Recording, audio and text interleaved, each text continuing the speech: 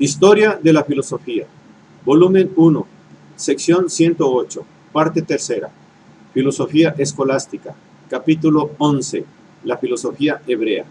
Esta es una obra del maestro Nicolás Abagnano. 248. Ibn Gabirol, la voluntad. La materia y la forma tienen un común deseo de unirse una a otra. La materia ama la forma y quiere gozar la dicha de unirse a ella. La forma desea realizarse en la materia para producir en ella su acción, según un impulso comunicado por el Creador. El amor y la tendencia recíproca que tienen forma y materia han de proceder de una sustancia superior de la que ambas son partícipes. Esta sustancia espiritual, y más que espiritual, es el verbo activo, o voluntad de Dios. En el ser, dice Ibn Gabirol, solo hay tres cosas: la materia y la forma de un lado, la esencia primera por otro, y la voluntad, que es el medio entre los extremos. La voluntad crea la materia y la forma universales, y, por consiguiente, todos los seres compuestos de materia y forma. La voluntad está ligada a la materia y a la forma, como el alma está ligada al cuerpo. Está difundida en ellas y las penetra totalmente. Es la virtud de la primera esencia, es decir, de Dios, y por consiguiente es la intermediaria entre esta esencia por un lado y por otro la materia y la forma. Sin embargo, entre la esencia primera o su verbo agente y la materia, Ibn Gabirol admite una serie de formas o sustancias separadas, inspirándose evidentemente en el neoplatónico Liber de Causis. Estas sustancias, enumeradas por orden de menor a mayor perfección y sencillez, son la naturaleza, las tres almas, vegetativa, sensitiva y racional, y la inteligencia. La inteligencia conoce y comprende todas las formas. El alma racional comprende las formas inteligibles y las conoce mediante un movimiento discursivo que las hace pasar sucesivamente de una a otra. El alma sensitiva percibe y conoce las formas corpóreas. La naturaleza une las partes del cuerpo, es autora de su atracción y repulsión, y las cambia entre sí. Estas sustancias intermedias son menos perfectas a medida que se alejan de la forma común. La voluntad creadora de Dios. Su progresiva imperfección se explica por la disminución de la fuerza de la voluntad creadora que, aunque es finita al actuar y por ello se debilita como un rayo luminoso que se aleja del centro que lo produce a medida que va avanzando.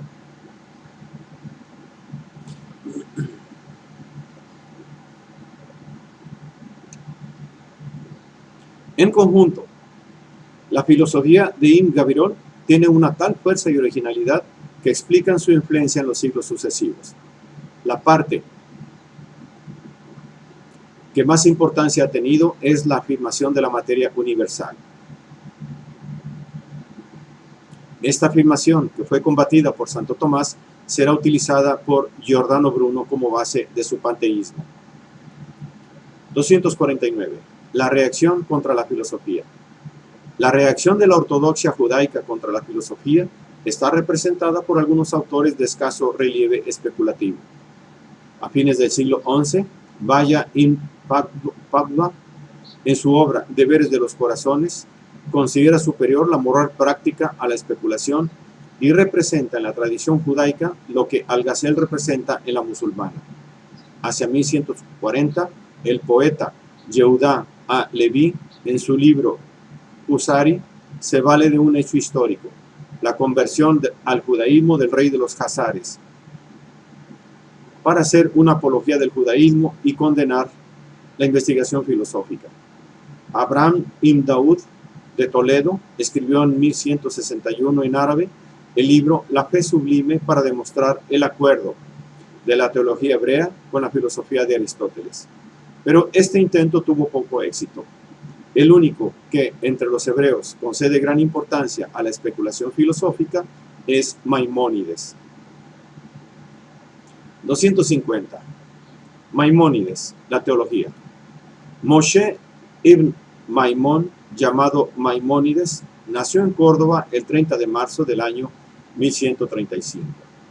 A causa de la intolerancia de los almohades, su familia hubo de abandonar España, trasladándose primeramente a Fez y luego a Palestina. De aquí, nuestro autor se dirigió a Egipto y se estableció en el antiguo Cairo. Al mismo tiempo que se dedicaba al comercio de piedras preciosas, empezó a dar lecciones públicas que le dieron fama como filósofo y teólogo, y sobre todo como médico. El primer ministro de Saladino, que poco antes se había apoderado de Egipto, le proporcionó los medios para abandonar el comercio y poder dedicarse al estudio, nombrándole médico de la corte. Con ello, Maimónides alcanzó gran fama y riqueza y pudo, merced a la ayuda de su protector, librarse de la acusación que se le hizo de haber vuelto al judaísmo después de haber aceptado, durante su estancia juvenil en España, el islamismo. Murió el 13 de diciembre de 1204. Maimónides escribió numerosos tratados de medicina y teología. Entre estos últimos, tiene gran importancia filosófica el llamado 8 capítulos. Su vocabulario de lógica fue traducido al latín por Sebastián Münster, pero su obra fundamental es la Guía de Perplejos, en la que intentó conciliar la Biblia y la filosofía, la revelación y la razón. La obra está dedicada a quienes rechazan tanto la irreligiosidad como la fe ciega, y que, al hallar en los libros sagrados cosas opuestas o aparentemente imposibles, no se atreven a admitirlas por no ir contra la razón, ni a rechazarlas por no menospreciar la fe, y quedan sumergidos en una dolorosa perplejidad. A estos perplejos se dirige Maimónides con la intención de utilizar todas las armas dialécticas que proporcionan la filosofía musulmana y hebrea para defender la fe tradicional. Hemos visto que el resultado fundamental de la filosofía musulmana, desde Al-Kandi a Averroes, fue haber elaborado el principio de la necesidad del ser, principio cuya consecuencia inmediata es la eternidad del mundo. Es cierto que hubo contra él la reacción de los Mutakalimun y de los Azaríes y de Al-Ghazali, mas esta reacción, que partía de la ortodoxia religiosa, era extraña a la filosofía. Incluso era contraria a la filosofía. Parecía como si la defensa de la novedad del mundo y de la creación solo podía hacerse en nombre de la fe y renunciando a las ventajas que la filosofía había ofrecido para entender la verdad revelada. La originalidad de Maimónides, que desde el principio defiende la contingencia del mundo y de la creación, reside en el hecho de que no renuncia al procedimiento demostrativo ni a los resultados de la filosofía de la necesidad. Dado que la existencia de Dios y las demás verdades fundamentales solo pueden demostrarse rigurosamente mediante los procedimientos de esta filosofía y basándose en el principio que ella sostiene, se puede utilizar este principio para establecer las verdades fundamentales, sometiendo luego a análisis el principio mismo. Creo, dice Maimónides, que el verdadero método es decir, el método demostrativo que elimina la duda, consiste en dejar sentada la existencia de Dios, su unidad y su incorporeidad, mediante los procedimientos filosóficos, procedimientos basados en la eternidad del mundo. Y ello, no porque yo crea en la eternidad del mundo o haga alguna concesión acerca de ello, sino porque solo por este método la demostración puede ser segura y se obtiene una certeza perfecta sobre estos tres puntos: que Dios existe, que es uno y que es incorpóreo, sin que sea necesario decidir nada acerca del mundo, acerca de si es eterno o creado. Una vez resueltas, por verdadera demostración, estas tres cuestiones graves e importantes, volveremos sobre la de la novedad del mundo, y para ello nos valdremos de todos los argumentos posibles. En otras palabras, Maimónides admite como hipótesis provisional el principio de necesidad del ser para poder demostrar ciertas verdades fundamentales, dejando para más adelante la discusión del corolario fundamental de aquel principio, la eternidad del mundo.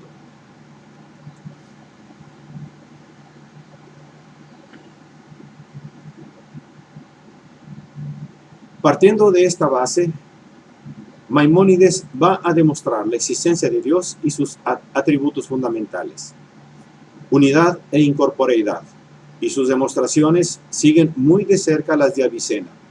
Suponiendo que algo exista, y que algo existe, nos lo prueban los sentidos.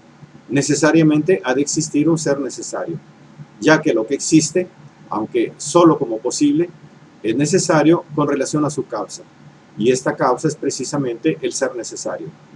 Maimónides no cree, como Averroes, que Dios solo conoce las cosas universales y necesarias. Dios conoce todas las cosas, incluso las particulares, pero las conoce gracias a un único e inmutable acto de sabiduría. La multiplicidad de las cosas conocidas no implica multiplicidad de la sabiduría divina, que sigue siendo única porque no depende de las cosas, que en cambio dependen de ella. Una vez establecida la existencia de Dios, Maimónides considerará el problema del mundo. El argumento más firme que Avicena presentó en favor de la eternidad del mundo era el siguiente: el mundo, antes de ser creado, era posible. Toda posibilidad implica un sustrato material. Por consiguiente, antes de la creación subsistía la materia del mundo. Pero ninguna materia existe sin forma. Luego, antes de la creación, subsistían la materia y la forma del mundo. Es decir, el mundo mismo en toda su realidad. A este argumento y otros semejantes, Maimónides responde diciendo que es imposible razonar sobre la condición en que se hallaba, cuando empezaba a nacer una cosa que ahora está acabada y perfecta. No podemos remontar de la existencia actual de una cosa a su existencia potencial. Por ello, los argumentos que se basan en este procedimiento son viciosos y carecen de fuerza demostrativa.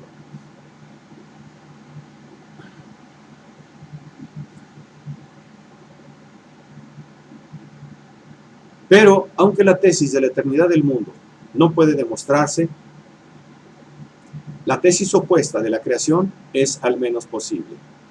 Pero Maimónides cree que más que posible es cierta, y nos dice por qué. La razón es, básicamente, el reconocimiento de la libertad del acto creador.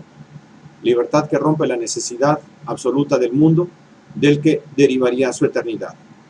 Negando la necesidad del ser, Maimónides quiere llegar a negar la eternidad del mundo, y llega a negar la necesidad al reconocer en determinado momento del proceso de creación la libertad de elección en Dios, una decisión contingente, es decir, que no viene rígidamente determinada por la exigencia de garantizar el orden necesario del todo.